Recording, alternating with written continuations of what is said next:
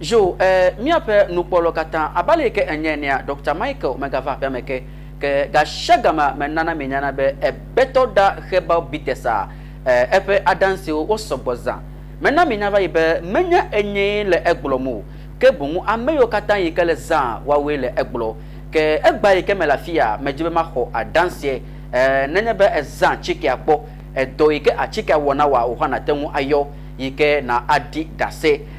ke dase di shade ke la show yike ebe adia mereku number yike na tenwa yo adi dase ya number enye 059 55 18 641 059 55 18 641 nanya be ejibe ayo a ohana tenwa yo obe amarele ekaji hello. Hello, Doctor. Good evening. Good evening. My phone high phone. Meraku. Okay, Meraku won't go African no pomucho. Meraku na konya Mary. Anu kunja fika. Mera macho. Okay. Meraku aba mi yoga so ni le si aba paden ya. Melek da kala sika fever nchu agbo. Parce que ma bagbola ni mega efufomu abapa deson kaka ni no pe atika nko sem le radio dila yen kaka ka so yi don na yo gbona yo fle beto ko va aba egua mewo mara ku ma gbona beto diabetes yemaze beto diabetes okay mi ready yo fle go de ka mewo ya me ba mi chale foji tepete fore no kapati ke ya oga plekove to ba tikala monu ada sibi ma chonchi le tepete fo ye na ha ye play ye me ba yo tana no atika nu ngaka ba sele eguadela ye efu yi boy bolo no dudu mchonyen ta amegbe me ba ye le koji me ba ma check po me ve check ko ba efu le nyesi kemito scan kata scan adi take ba full ngesi abaleti deka wow yo ma yo ma gbe na ba atika nwie pa agbe ma wu na yira yeah ke america le me penko se ke do ma hiya ha vi ku hele nchi anya kala shona na fa ma ma se na fle ebeto da details agbe na friko la ya nto afun jeje agbe amade hale la mi afa amade ha agbe na agbe kaka amade hale la ya ji jo mi afa nya selawo abale ke na nya sei no kwa nene makole eji nyama mebe egbade nyama ngufogo ma khoyoyo la son da se di son ko ma khola fia egba afi atrajo ya hello won kokle afi ke ele no fomucho hello. Okay, metum tole lan ya jio. Beto da heba pitesa mi gakpotole afia meke nenyebe oha ejibe ya ayo babiere la shio alobe da se maho ame la fia. Hello, won kokole afike ele no fomucho. Hello, good evening. Ojo na be Edward Topo manufoncho odi region ja sikai. Okay. Madakuku babia lo da se didie. Oh, madakuku da se didie. Okay. Madakuku nyechi normally abe gade me jitivie nyechi no chuchum kaba alabe a mai ekoji doctor be bipile entinye Okay. damra chika gugu adoji menuvu nyame yoyodeke akpomo menu amagbechi kaudo hausa nyame naneke kpomo kaka didivate mopopo kuiva bunam gade mekwa meno radio semo be ebeto diabetes nyevelia deva grona ba chika nyopa wale mesachiko kaka nyame ngejareke moa yena nyame kada chika jio kaka ale ukakono glonvua ena be mezafli doctor be ma se ekowa me ade ekwa delia zame melekwa wona megafa wona menema o megugbo yikwaji oto npokwa over to Lelia de Care, Megalio. The doctor Crown on your dear Sebe, a chica camevo, Mezado, Kumebenibe, Mezemia Duce. Come even won't to win no Boboni Mecano and Magbeozamu. If a coach, if a coach, you may hang a mepo, a doyo yodeco, a betola, a cover atica, and no achamen, ke America BP Husuboto no Fudamuna de Nakela Shona and never fly. Oh, I'm a Siamake BP le, a Fudemlam. A better diabetes kwenye achike nyuike enye menya be amea azaike wako enjeje akpe de emata ke fifula line aji ha ehojo ke miaga aho amebubu le line aji ke akpe na wo ha na temu ano da se dim kude a better diabetes ape enya wonchi ke mena enya va ibe tefe de share yike ne le nanya be wo ha ejibe a better diabetes na cashew alobo ho na adi da se yike dim amewolea number enye 059 55 18641 obe amade gale line aji hello metengu tode line aju agatengu ayofa line aji ehojo ta nanyebe ne yoike nyemetengu hode ji kabawa gatrona ayo 059 55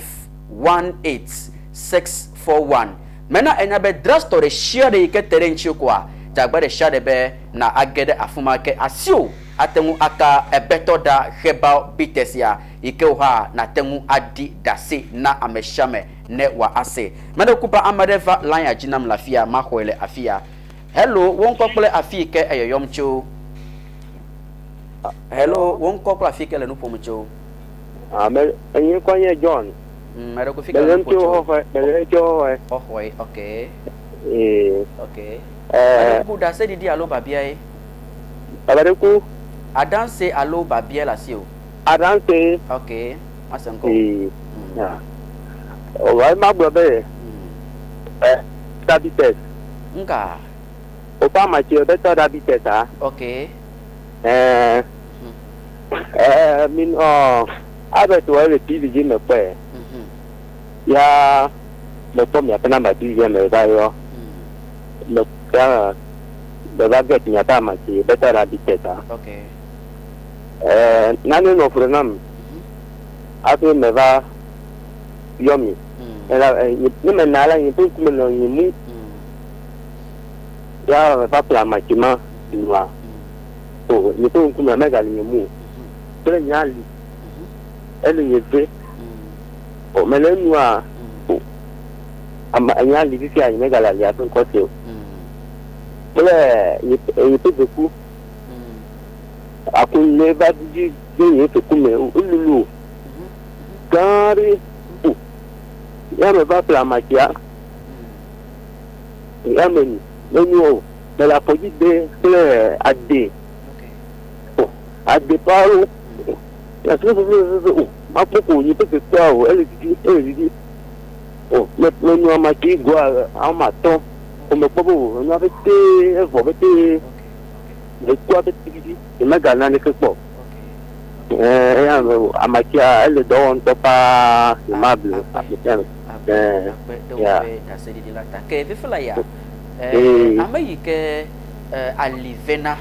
bele amayike akulole le fudemunade domahi amema elemi akpo ele todo enya kai la si ona ne mfe amema e ma gbo be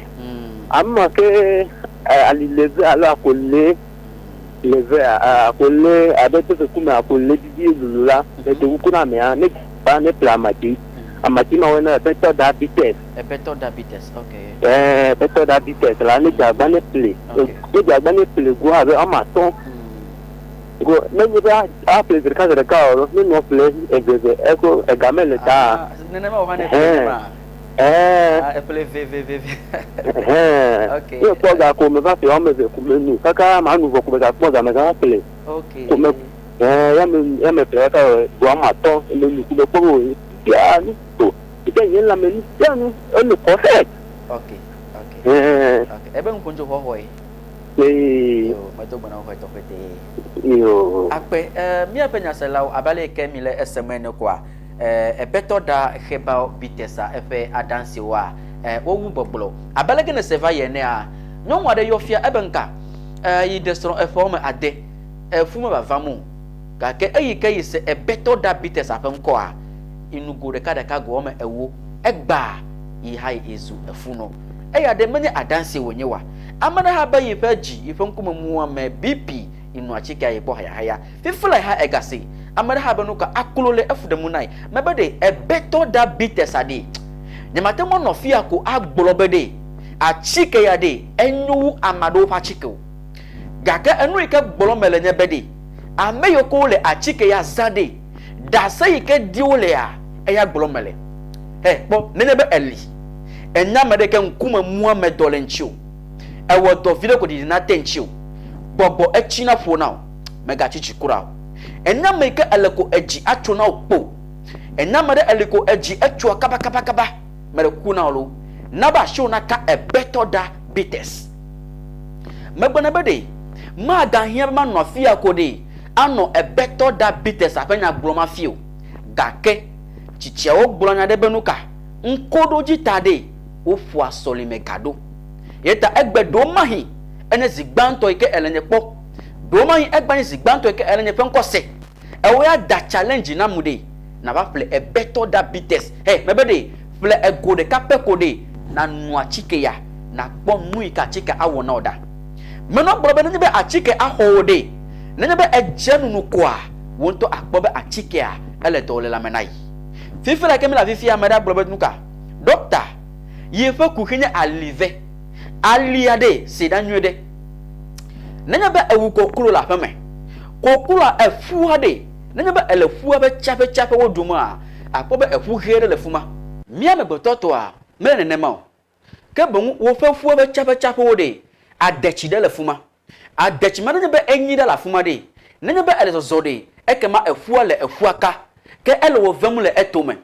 doma ele nyefa nkose wona do se pa de medical pa na be beto diabetes ade na nyopa chike magbona ga shaga bede achidele beto diabetes ya me a achima enye ekagande le aveme ekama de nenye be ese ekama mede echike donale me a ela be evuene nene fe ekama de ele achike ya me nene make de kadele efonkonye loblachi jeha ele achike ya me mebe amagbe de ka black ton vo ade jemi ko fufu de ko wo achike de kape yeta edo ya ka achike ya dana de mate no fia ko de aglobete wafo ewo ya edo lele de shede kala fudemu na de non banye de ele screen ate na jomu de enyen tonton mele choke ba bia de shede kala show de mede kukupa ka ke sedanyo de na bia nu achike wo do na wo sedanyo de fe 3 de chike wo adede mega duison nui kama glofia de medekune bia wo fetri de chade de tomato semene adenacho ne mate wo de jiwo de mega ba flachike ade agbelon wo fe gade eyamo evelenye be ameoke vusu gbodo elefudemuna diabetes elefudemuna ne bia nu achike ade ezanwu dudu dasilenchi echi kale fridge mede dasile mumonchi mereku sedamye de pa ne makanya enlamumu alo efulan wode ne be adua jine wafu echiplevoa na chioleme afinadu miamu kata yi kale aflawu a mereku mi sedamye de pa yide Alpat Pharmacy aflawu yide Alpat Pharmacy apachikale afuma afle me kata wole agbozome a wa yide Norway me kata wole akachia why the Precious Life Herbal ele dagbi hospital afa megbe me kata wole hoa mereku ho to kata why the Albertisam alo Metro Mass Station Dr. Amaglo Herbal Center apo achikale afuma afle nenebe ele pandola yide Desia de Nyo Herbal Shop mereku pando taxi rank apo beto diabetes lafuma afle ameyo kata wole hoho ekpelefe gologio mea mereku pa mide Nolinko Herbal Shop le Sankis Road akpo beto diabetes lafuma afle alobe tefe de shade ikenele nenebe ekpo Nolinko fe achike dira vuode tovwa ne tovwa de gbolobe afle beto diabetes akpe afle meyo kata wole ja si kande why de Bobison ele Bank Square Bobison Bank Square akpe la fuma fle mede kupa KJB tode wa aide togbe drugstore alo Truth Pharmacy akpe la fuma fle Poise Cement ide Isaac Drugstore me katan wo le New Ayoma de wa ide Aguda bakwenuka for Moses mede kuku le Lebanon akpe la fuma me katan wo le fika New Baika mi akpe le agbelengo gbo aple mede kupa gere drugstore shia de ke etere nchio de akpo atike ade aple mede kupa doma yi enye atike drala pharmacy herbal shop elasio ejibe akwa chike wole agbo so me adrade mede kupa lo nu ike majibe emene kono wonyebe e beto dade nenebe e fli dade be adrade mele gbo wo chike o me o kata wola chika film da dra e gba wole gbolo atike ma chigbo elabe amo le efle never hade metona ko evo nenebe ejibe akwa zan adrade mede ku number enye ele screen ate nye number ele screen ate ko number na yo mia fonu maya number na se ko ke me chola fia number enye 059 55 18 641 059 55 18 641 your number mia fonu akpena mere shade mau na yirami bye bye daddy me phone high phone de ne dossier yeah mere kuku wo phone code nkwanyenye lodonu senyega fiele ya mere kuye fia phone code kayada ebetora bitesa ma le dashi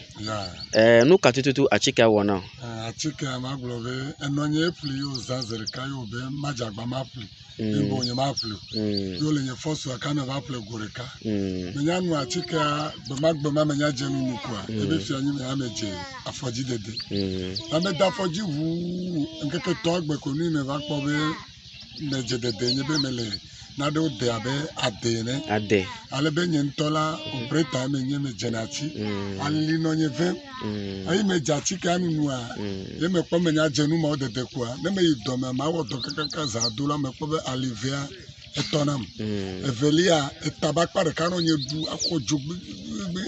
Me nya jachika anu nukola. Me kwa be etabua hala etonam. Tonlia me kwa be nyasi eno fufu abeleke me lemi aleka ko nyasa no fufu na nyanya wa aga kake me kpobe fifi achika nya meleda si me kpobe enu ya opetela me kpobe enu didi abenyi chomo fudu just ka me maflu me chale drugstore pete o ba achika avo evempa afimele ko emi va doreji akpe ta loloton me de kuku amesiame ikesi achika ya nkola na fudu na wa plede achika enyopa akpe no ha jagbaba na achika ko kakanami amen e kareji be menye do va boa pa obo na dida se na chike wa mere ku awo e kareji a akpe yo